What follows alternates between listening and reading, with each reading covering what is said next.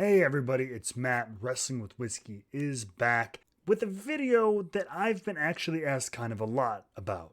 And it's something I wasn't sure because it seemed so basic, so 101 that I didn't think anyone would be interested. But based on the volume of questions and the volume of requests that I've gotten, figure may as well jump back in because a lot of people overlook this. And today we're going to be talking simply about how to taste your whiskey.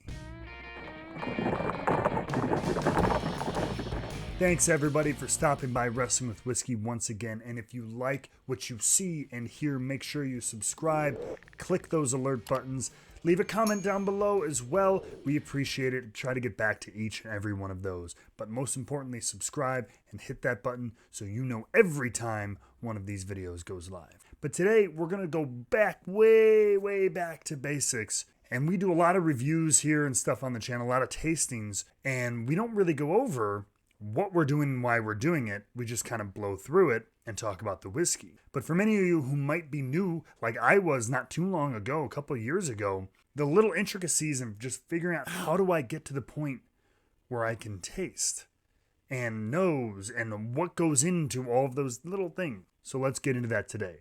It's pretty simple, but a few little things will help you enhance your experience. And before we begin, I just want to take a second to say that I am by no means an expert, but over the last couple of years, I've learned some awesome techniques from people I love and respect.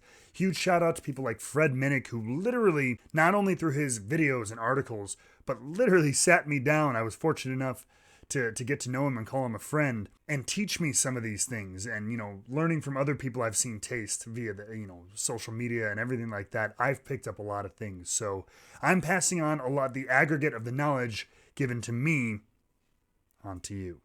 So step one, the glass. Now, I'm sure you've seen a lot of people with this glass. This is the Glencairn glass. It's developed initially for Scotch, but it is very popular amongst all whiskey drinkers. Now, before we go any further, this is the glass I will be using, and it's what I use most often. It's what I use in all my tastings, as you've seen here on YouTube. However, this can be done with virtually any glass. I have tasted, nosed out of tall, Collins glasses, short glasses, wine glasses, champagne flutes, plastic hotel sippy cups. Ugh. This to me is the best middle ground. It's not an expensive glass, $8 to $10, a pop wherever you find it, and it kind of hits most of the buttons and it's easy to drink from, easy to nose from. Great glass all around. One of the reasons it's so valuable is the tulip shape. It is wider at the bottom and gets narrower at the top. Very simply, that allows more oxygen to interact with the surface of the whiskey. More is getting oxidized and everything like that, and then the aroma is funneled up to the top where you're going to get a stronger aroma. Same kind of principle often used in wine and other spirits. So before we even nose, you want to take a look at it.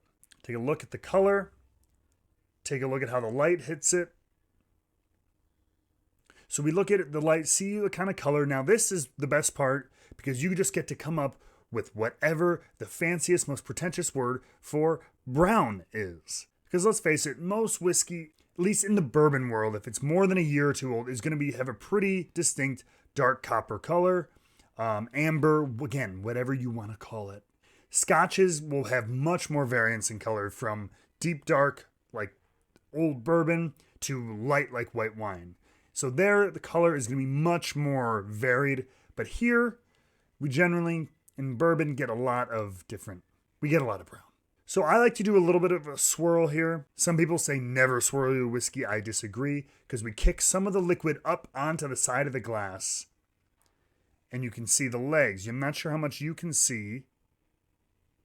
And you watch how the liquid rolls down the glass. It's kind of hard with the light on the camera, but you can just get basic, your first instinct. Your first impression on the whiskey. Is it slow? Are they thick as they drip down? Is it fast? Is there a bunch of them, or is there only a few of them? What kind of pattern are they moving in? I've generally, when you see those slow, thick moving legs, you're probably going to be a little bit more of a robust. Maybe it's barrel proof, something like that, right? There's more oils in it. Those esters, those things like that. If it moves quick, it might be maybe it's a little younger. Maybe it's a little lower proof.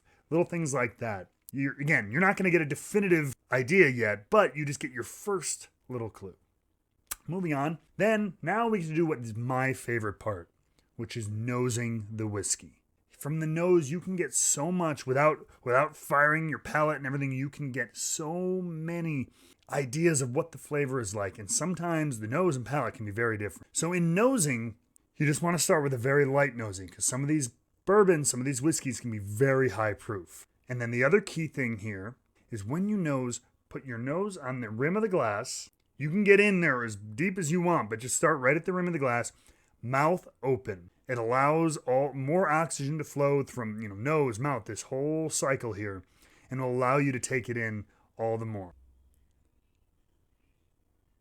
Take it away, and again, if it's high proof, you'll know it and kind of give it a second. The more time it has with air, the more tame it'll be. Go back. I sometimes even try to go like nostril to nostril, like one side, other side. Just because sometimes even one nose is a little bit more stuffed up, so you try to share it a little bit. But from there, you can get a huge idea of what's in store for you in this glass. Moving on to tasting.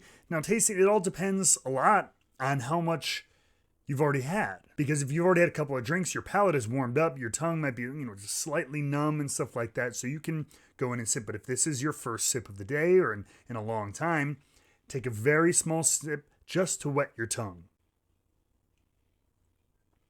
Get that Kentucky hug or whatever, wherever it's from.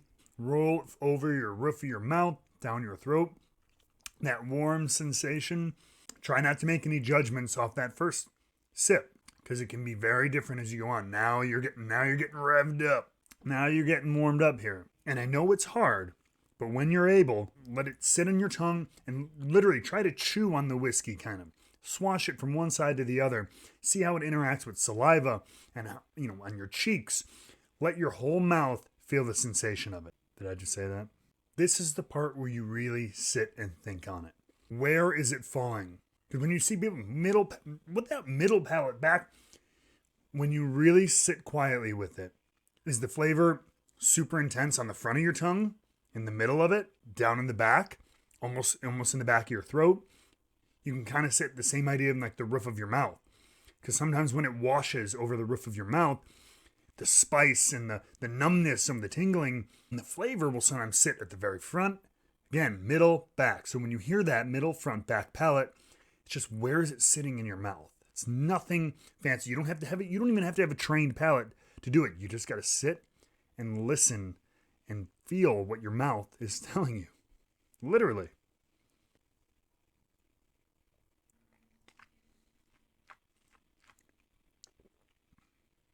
What I was just doing there is trying to find the finish. When you hear finish, after you've swallowed the whiskey, the flavor will remain. Sometimes it is that spicy, tingling sensation. And usually the sign of a good whiskey is if it's long and lingering. Now, you may not like that. It is subjective. But older, more complex whiskeys generally have a longer, lingering finish. It sits on your tongue, in the back of your throat, especially on the roof of your mouth is how I taste it a lot. I'm still getting like those little tastes, usually dried fruits and stuff is where that comes out in the finish. So everybody, that's really it. It's not too complicated. It's just broken down. We're looking for nose, palate, and finish. That's the cornerstone of any whiskey review. Take a few minutes the next time you have a pour and just sit with your whiskey. And try to pick up on some of the little things in each section. Take your time with it, because that's what this is about. It's about taking your time and enjoying something. Really enjoying and experiencing something. So always be finding new ways to taste, new ways to expand your senses and everything like that. And always, always, always be wrestling with whiskey.